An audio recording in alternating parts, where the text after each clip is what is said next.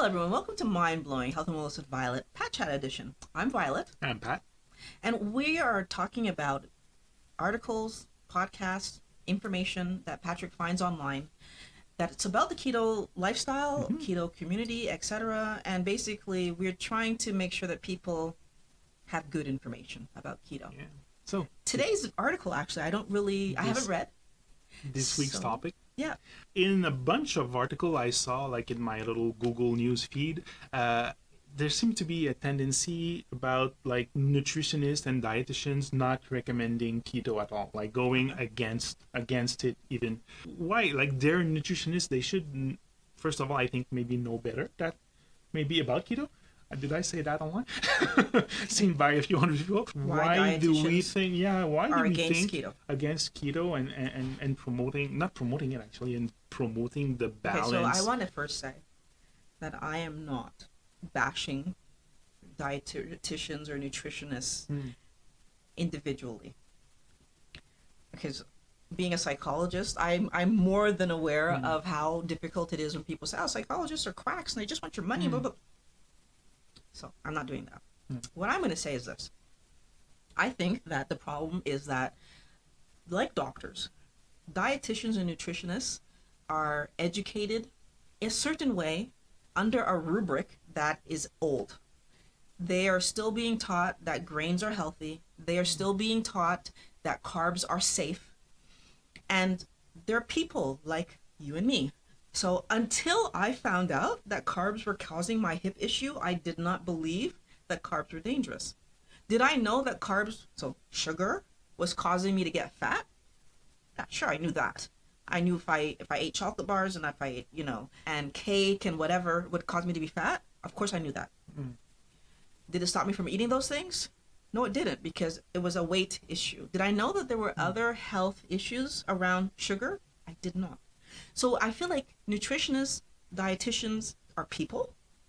And until they're taught that this is reality, they're going to go forward with what they were taught. So the government needs to change the curriculum and make everybody aware. So first the government would have to become aware and stop pretending it's not happening. Yeah. I'm not opposed to criticizing the government, because I think they should know this information. There are enough scientists talking about it that they should be jumping all over it, because our overall health, the healthier we are as a nation, the less money we spend on Medicare. They should be all over this. Why aren't they?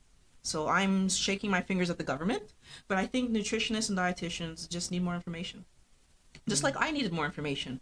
I'll be the first person to admit that prior to learning this information, when I had people in my office talking about their weight issues and how come I can't lose weight and feeling bad about themselves and whatever, my focus was always on helping them to figure out how could they stick to their typical diet.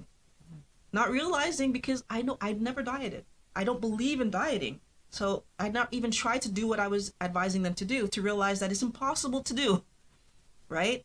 So I'm not blaming the dietitians any more than I blamed myself for giving the information that I was given. But now that we know better, I don't give that information anymore, right? I talk about insulin. I talk about carbs. I talk about cortisol. I talk about hormone balance. I talk about those things so my clients can go and do research and figure it out with my help, figure it out and move forward. But I'm not a nutritionist. I'm not a dietitian. I'm a psychologist. I can only give them information and help them to go out and find the right answers. Talk to their doctors, and that's a scary thing, but there are doctors now who know. So what about especially maybe registered dietitians?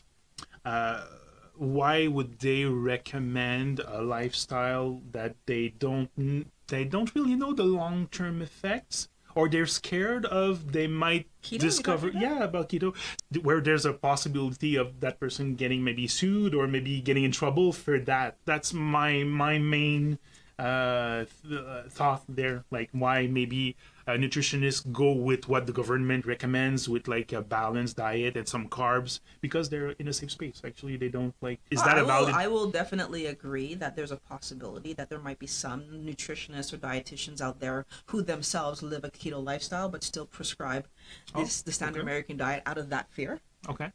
I'm not going to disagree with that. But what I would also add to that is that there are a lot of them who just don't know. I feel like the interesting thing, and so this is why I say there's a lot of them that don't know, and I'm saying that kind of hesitantly because they know, they just don't know. So I'm going to put it like this. When we're talking about it, so I've talked to, for example, multiple nurses about the ketogenic lifestyle, multiple. What I would notice is that the topic of, well, what causes us to store fat? If I say to them, carbohydrates raise your insulin, which cause you to store fat, they say, yes, absolutely. They agree with that statement. They know that statement. They've learned that statement in school. So then when I put it to them, so then at that point, since carbohydrates are an energy source and fats are an energy source, why wouldn't I allow myself to use fats rather than carbs so that I'm not giving myself the insulin spike that causes me to store fat? The problem is they had never thought about it. Not that they didn't know it. Not that they don't agree with me and shake their head and go, oh my God, yeah, that makes sense. They said they hadn't put it together. The same way that, you know, as a psychologist, sometimes I'll have one piece of information I'm talking to my client about, and then they say something else, and it's like, ding, ding, ding, that's something from over the, like, right? And all of a sudden it comes together and be like, oh, that's why this is happening, right? But I have to have all the pieces of the puzzle in front of me at the same time to be able to make the links. And I think that's a part of this. I'm not saying that dietitians, nutritionists, nurses, doctors don't have the information, but they're not making the link between if insulin causes fat storage, because insulin moderates how many carbs are in our blood at any particular point in time, and it can't go over 5, then eating too many carbs is obviously going to lead to me storing fat. They're just not making the link because nobody's ever put it in front of them that way. So. Okay. So they It's identify. It's that. Yeah, they identify a problem, potential problem, but like try to fix that problem, not seeing the whole picture. Not seeing the whole picture, like not backing, like not back. They see the weight problem. They don't necessarily say, well, what's causing the weight problem? So then we end up doing More exercise. typical answers that don't work.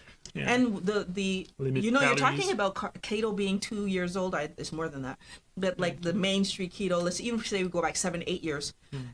The problem is that we have known for over 50, 60, 70 years that dieting does not change long-term your weight.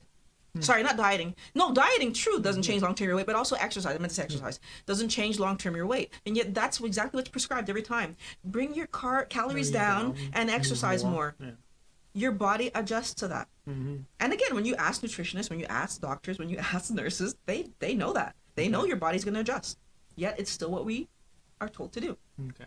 So let's go through like a few reasons, a few arguments like that the whys actually they go against keto. The first one being that keto is not sustainable, that people actually miss carbs. So but they were saying not the bread and the rice and the pastas, but the fruits and the dairies. Sure. So it's not sustainable because even like on a good diet, people miss dairies and fruits. Is it a good reason enough like for somebody not to go keto? I'm not gonna be able to have fruits or dairies. Okay, so basically, I'm not going to quit being an alcoholic because I just need to drink vodka. It's not the other ones. It's not the other fruit. It's not the other alcohols. It's vodka. Vodka's the one. Come on. A fruit is a carb. Yeah. Basically, all you're doing is finding a pretty way to say that I'm going to stay addicted. And it's unrealistic. It's unrealistic. You need to understand that when I eat... Okay, so I'm not even going to go there. So when I eat fruit, I get glucose and fructose. The glucose, of course, my body needs to put away. And so whatever excess that I have is going to put away as fat. But what happens to the fructose? So like when I have a doctor that is straight-faced saying that you can't prescribe a ketogenic lifestyle because people will miss fruit, I'm actually insulted by that, because the doctor should be telling you not to eat fruit. Because if I eat large amounts of fruit, so let's put this into what he just said to me. I'm not eating bread, I'm not eating pasta, I'm not eating those other things, but I'm allowing myself to eat fruit, which means if that's the only carbs I'm having in a day, unless I'm doing keto, I'm having a good number of those carbs, right? Wouldn't that stand to reason? That I'm going to let myself have a fruit in the morning, a fruit at lunch, a fruit... So now all of a sudden, what have I just done? I'm having doses of fructose throughout my day. What does fructose do? Fructose is only metabolized in the liver. So if I have a 15-gram carbohydrate fruit, 7.5 grams of that is fructose going to my liver. 7.5 grams of that is going to the rest of my body. Fructose is very dangerous. So a doctor saying that we can't stop people, or we can't encourage people to do keto because they're going to miss fruit, I think that's the reason to encourage people not to do keto. Well, what about to the get fibers? You need fiber? Of course, fiber is not a bad thing. The problem isn't the fiber, this is the fructose. If we could get the fiber without the fructose, which guess what we can? It's called vegetables. Yeah, and avocados. And avocados. Yeah. Right? But like, Avocados, let's say, they do have fructose. Occasionally you want to have some fruit and you have space in your 20 grams. Which one would be the best fruits to have on a ketogenic diet? Because it's possible. We're not saying like eat 3 bananas per day or have a gigantic fake apple or 3 oranges, but like there's some better choices you can make. So I guess when you're asking me about better choices, you're looking for me to say For me to say that berries what I eat. and whatever. Yeah. And so I'm going to say something interesting, because to me, fructose is fructose. Okay, so look, we are all going to make our decisions, and we're going to live our lifestyle the way we want to live it. And honestly, there are multiple people on the planet that are going to be told that doing a ketogenic lifestyle can save their life and still decide to stay on a standard American diet. Fructose is fructose. Are there fruits that are lower in total sweetness, and so therefore have less fructose in them? Which is why I feel like you're fishing for me to say. Yes, there are. So basically what happens is that if I'm eating berries, I can eat more of them before I get to, let's say, 5 grams than if I eat an apple. Yeah. So, but do I feel like eating an apple, berries are better than eating an apple? No. It's the same thing. If I cut a sliver of apple to equal the amount of berries and I eat just that, it's the same thing. Yeah, sure. Right? So let's not pretend that there's still not fructose in there attacking my liver, because there is. Yeah, okay. So best case scenario, don't eat fruit. However, there's fructose in vegetables. Can we get away from fructose? Only if we do carnivore. The difference is that the level of fructose in vegetables is even lower than fruit. So if you're gonna ask me where's the best place to get your fructose from, I'm saying from vegetables. Because it's even lower there, right? Look, we all have to make our choices. If you're going to eat fruit, yes, I agree with you, Pat. Eat berries. Right. If you're gonna eat fruit, even the eat berries, like limit yourself to blackberries and raspberries. Even strawberries are borderline. Blueberries are even, I think, higher than strawberries. So I do eat some of them like once in a while, but I stick to the blackberries and the raspberries because I like them, and they like, I don't eat a ridiculous amount. I think the other thing though you have to also keep in mind is that, and this is important for us to just think about, every time I allow myself to eat something sweet, I'm reintroducing sweet, and then of course I'm going to want it more and more. Okay. Right? And it's really that I am really a fan of a treat should be a treat. So if you like fruit and you're going to use it as a treat, then think about when you had kids and they were young. Did you let them have a treat every day? If you're having a treat every day, that's not a treat, right? That's part of your meal plan. Okay, and what about the dairies? Is there any like a dairy lover that want to go on keto, or are there any possibility that would fit in a limited number of carbs per day? So it depends on what we're talking about, because like I think first of all, if you do a regular fat dairy, you still have a lot of carbs in there. So I think it'll be hard to fit like yogurt, for example, or milk or something like that into your day. For sure you could fit, well, first of all, I'm wrong. You could fit anything in your day by eating the right amount, right? Like let's be clear on that. If you have a tablespoon of yogurt, it's probably not going to put you over. If you have the whole container, yeah, you're probably going to go over. So I would probably say my first answer is read your labels, verify. Now the easiest addition you probably could make would be to use 35% cream. That's the best bang for your buck. If you're talking about putting milk in your coffee, you can replace it with 35% cream. But yeah, it's, dairy, cheese, Yeah, cheese for Most sure. cheese we can fit in, because cheese, now we're talking about just 1 gram of carbs per 30 gram. Usually, there's even cheeses that like some Really cheese good. that are like zero. Super low. Yeah. But like most good cheese, if you read the labels, have like 1 gram So over 30 what grams. it comes down to is exactly that: is reading the labels, Yeah. verifying, Under- finding the cheese that will fit into whatever you're trying to make. Yeah. So, if you go for the classic mozzarella or, the higher carb things, you're going to have a harder time. Whereas if you go for like maybe a Gouda, some of the soft cheeses I think actually fall in pretty good, if I remember correctly. But again, I was never a gigantic cheese person, so I don't know. Next argument, that's interesting because it comes back to diet versus dieting. So when you stop keto, you gain all the weight back. Of course. Of course, like as like it is for any diet. When But you keto stop, is not a diet. but I challenge that. Keto is not a diet. Yeah. It's a lifestyle. Because anything that you do to change your life, you need to commit to it. If I'm changing my life, then I can't look at this as something that I'm doing for 5 minutes. It has to be whatever I'm doing to make sure that my life stays good forever. So, like I always feel like people need to think about the long term of whatever I'm doing. If I decide that to be healthy, I'm going to start exercising, I can't exercise for 6 months and go, okay, yeah, that's great, I'm done. No, I have to keep exercising, or all the gains I made over the last 6 months will go away, right? And the food choices you make are exactly the same. When you decide that life will be healthier for me if I eat better, those food choices that you're deciding to make need to continue into your future. So don't look at keto as a diet, because it's not a diet. It's a way of life. The same way, let's be clear, the standard American diet isn't a diet. It's a lifestyle. You are choosing to eat those foods going into your future. If that's what you're doing, that's what you're doing. Is it healthy? I don't think so. And now it's a question I personally have like to you. What if somebody doesn't like feel keto is for that person, like that somebody? Is there a healthy way out of keto, but that wouldn't be being back to standard American diet, for example? Would like where I want to go there is like with a low carb. Let's say you attain your goal on keto. Yeah, you're at a certain weight, you look a certain way, you're happy, but you can't sustain it. Like would So for my example, big question there is, why can't I sustain it? So Yeah. this is where the can't comes in.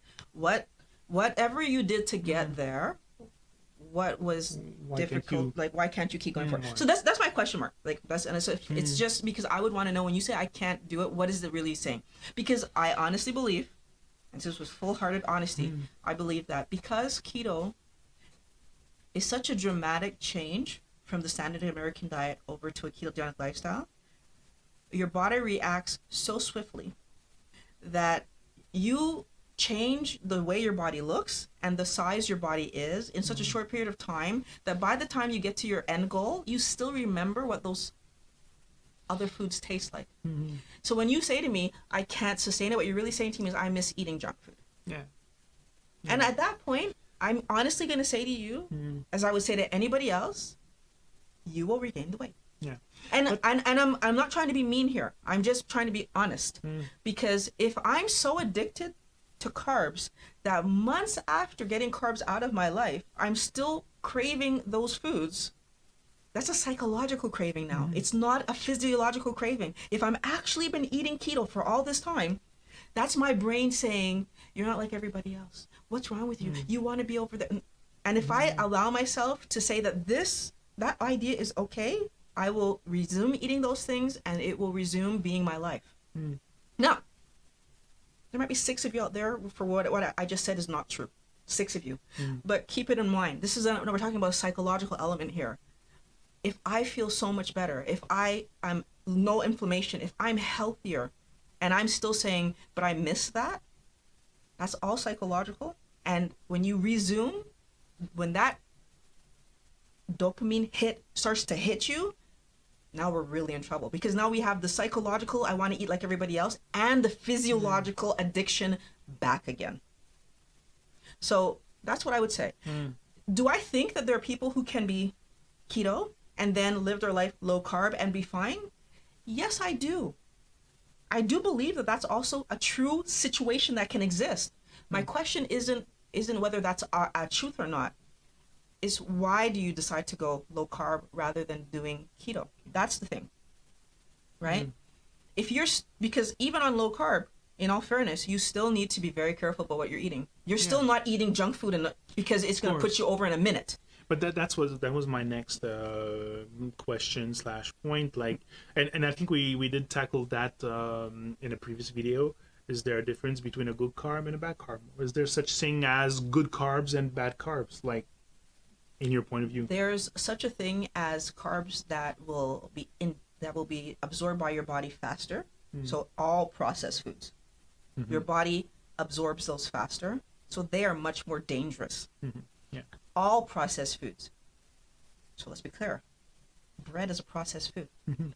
See, this is where I come back to this whole thing of like, why do you want to go low carb versus keto, right? If you think because it's going to allow you to eat those, you're going to get drawn back into that world. Yeah, that's. If you want to have a wider amount of vegetables, because that. See, if I was able to go low carb, then I could start eating potatoes and root vegetables again. And those are slow processing. Yeah. They get into you nice and slow. And so that scenario, yes, I will agree. If you do low carb and you allow back some of those root vegetables, some of those slower digesting things, even fruit can be reintroduced in low carb because now you have a much more range to work with and they're slow ingesting. Although I still advise against it because the fructose, oh my God. But use them as a treat. Use them as a treat and then you can be fine. But that's my point. Like if you do low carb and you're allowing yourself to have a wider variety of vegetables, a wider variety of cheese, a wider variety of dairy now because I can actually go a little wider, right? That's possible. So it all comes down to whole foods. Whole like foods. We already, whole foods. So the next argument, like they say, is that removing an entire map of nutrients is not a good thing. A macronutrient? My question is like on the ketogenic lifestyle, are we removing an entire map of nutrients? Are we completely removing something? So basically, again, we're talking about nutritionists. So I just want to back up and remind everybody what we're talking about because nutritionists would, of course, been taught about how ketogenic diet was good for epileptics. And that ketogenic diet was relying heavily on processed oils that were not healthy to eat. And those kids were not being fed much veg, right? They were being force-fed oils and proteins.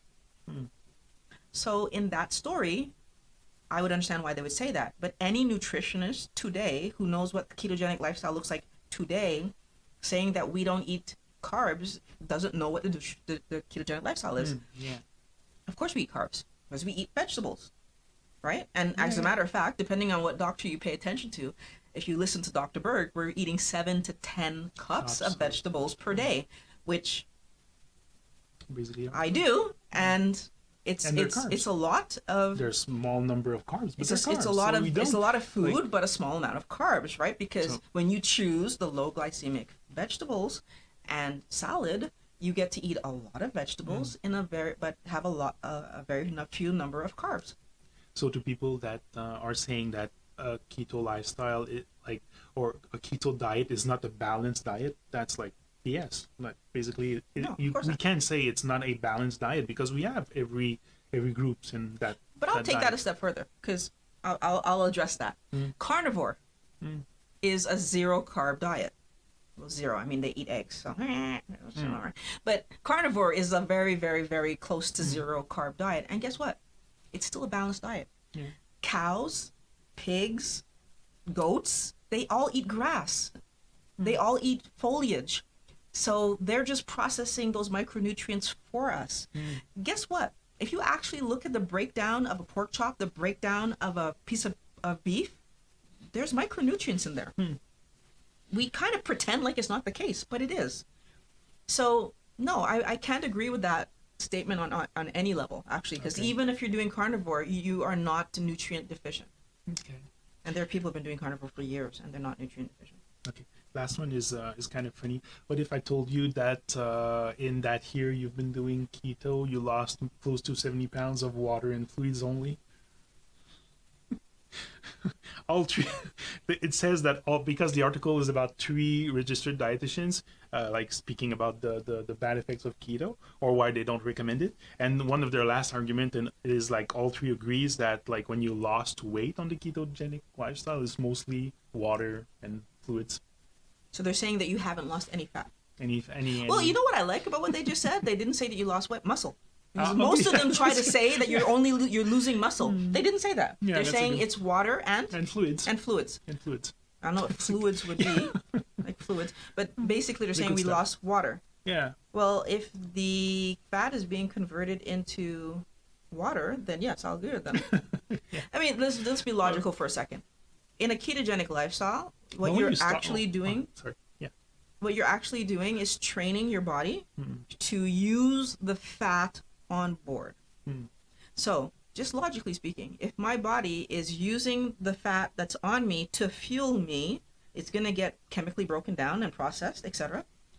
Of course, I'm going to pee out the byproduct of that process. So I guess they're right that I lost fluids. I'm probably going to defecate out some of it too, though, so I'm not really sure about that. But the point being is that I've actually, the fat that got used was from me. Do I believe that all of it was water? Well, of course not. But of In course, the if first you week. were doing if you're doing keto for 2 weeks, for example, as a quick weight loss fix, maybe if you do it for a month, then what you're gonna lose is mainly like water. I would say no But less than that. The first week, the first week, maybe well, maybe two. After that, you're losing fat. but don't do that. Like it's not a But good don't. idea Yeah, to do- that's not a smart. But you that's not okay? So smart here's the to do thing. keto for a and week. Here's the thing. Like, first of all, any of those dietitians actually living a ketogenic lifestyle? Probably not. So they're kind of talking out of what, right? Like what interactions have they had with people doing keto? So it's a question mark in my mind. But anybody who's done keto knows that yes, in that first week, maybe 2 weeks, you lose a large amount of water weight. But the question is, why does that happen? Carbohydrates cause inflammation. Inflammation is the retention of fluids.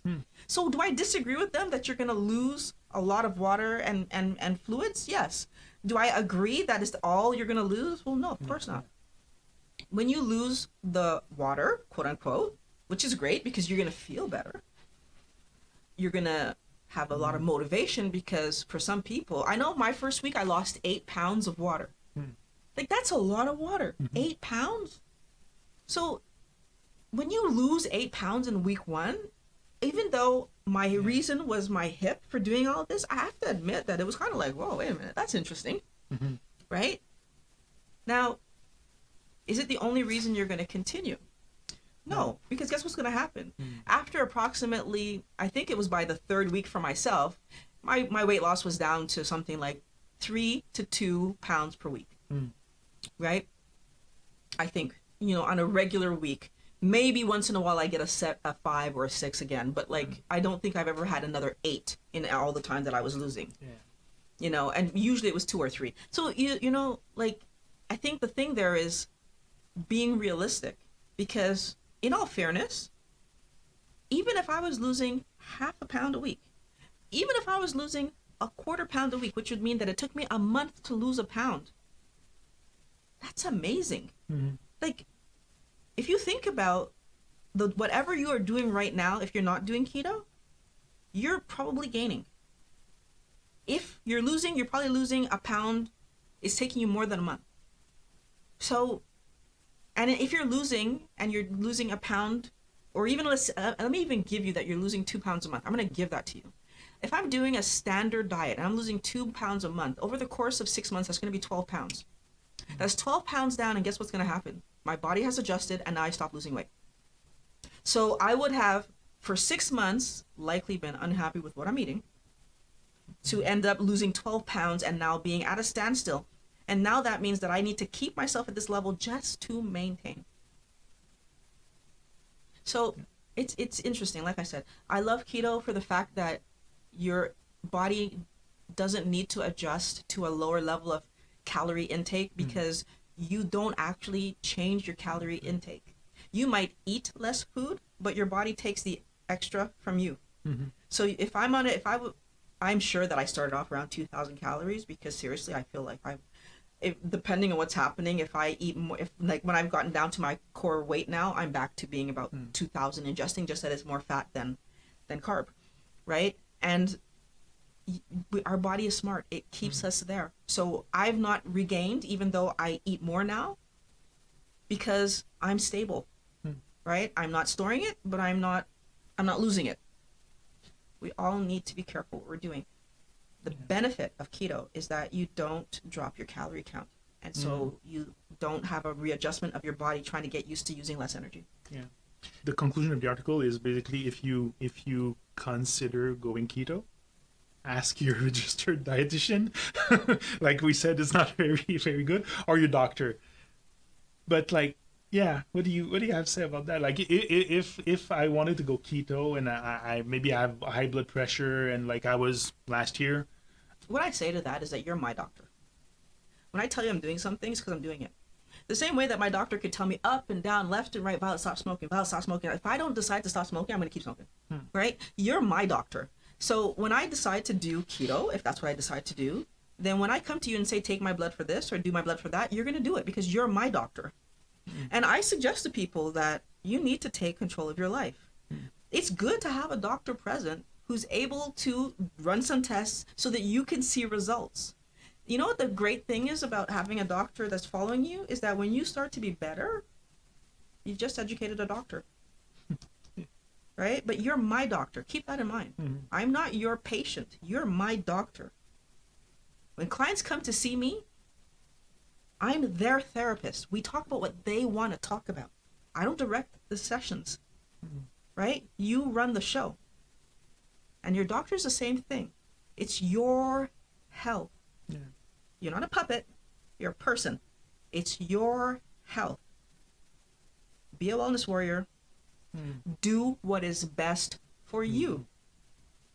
If all your research is saying, this is what's going to change my life, then you need to try to change your life. And your doctor will support you. And if your doctor is not supporting you, he's not your doctor. Right? Fire your doctor if you need to fire your doctor. Find a doctor who's going to support you. At the minimum, you should have the opportunity to give this a good try, a good focused try with support, so that if something is going wrong, at least you can double check it and figure out what's going wrong. Right? That's why you want to have blood tests. That's why you want to have the scans to make sure like your fat is what's being depleted and not your muscle. You want to do these things for yourself if you're not sure. Right? I was saying that food is our medicine. Like, yeah, you remember? Oh yeah, there was a doctor that said, I can't remember who it was right now. It was a doctor from way along. I don't remember, but I did find interesting because like you had even clients that wanted to start like a keto lifestyle, went to their doctor and ended up on medication for different problems. So like you said, I think it's important to do what you feel is good for you. And don't hesitate to question stuff. Like medication is not always maybe, and we have to be careful. But like I've blood pressure medication is not always the best. I've actually had a client, and this was years before I did keto. Years before, I had a client who came to see me for pain and chronic pain, and was on, I believe it was 12 medications, and I was not involved in her medications. But she herself was on 12 medications. And she was doing a lot of research because she was under the impression that the initial medication that she had, which was for a pre-existing condition, that each medication that was added afterwards was making her situation worse. And in all fairness, I remember this lady so well because you know what? She was right. And she was systematically went through the medications backwards. And got off, she was down to 2 medications, so 10. She got off 10 medications. And the last time I saw her, came to my office without her cane, walking into my office, happy. So sometimes the medication causes problems that are have side effects that are causing us more problems, and when you're in that spiral of medication, and I'm not suggesting to anybody to just stop taking your medications. Let me be clear about that. But she knew, and she came to me saying that I know the answers. I need to be off these medications. And she was right. So your doctor's trying to help you. I'm not going to say your doctor's not trying to help you, but they're trying to help you in the way that they know, which is prescribe something. And sometimes, a lot of the time, looking at the food would be the best solution. So don't be afraid to encourage your doctor with you, especially if we're dealing with diabetes, especially if we're dealing with any kind of mental fog, especially when we're dealing with any kind of inflammation. We're dealing with depression, even when we're dealing with high blood pressure. Don't be afraid to try to figure out if it might be the food. And it might not be all the food. I mean, I'm super sensitive to starches, right? Not everybody's super sensitive to starches. For some reason, I eat a potato, I'm done, right? Why? I'm super sensitive to lectins. Why? I don't know, but that's just my story, right? You can eat a potato. It's no repercussion. I eat a potato, it's over. Why? Right? So there's certain things that we need to be careful about. So before we end, do you have any questions for our viewers today? If you guys have any experience with like nutritionists or dietitians that that went for keto or against keto, let us know in the comments below. Actually, I'd be even interested to know if you had any experience with a dietitian at all. Like, what do they tell you? What are they currently saying today? Are they still pushing the standard, take your calories down, exercise more? I'm curious. So let us know in the comments. I want to thank everyone for watching Mind Blowing Health and Wellness with Violet, Pat Chat Edition. We're super happy that you guys come by. If you guys are new here, please subscribe. Click the bell so you know when the next video is coming. We really love talking to you guys, and we can't wait to talk to you in the next video. Goodbye.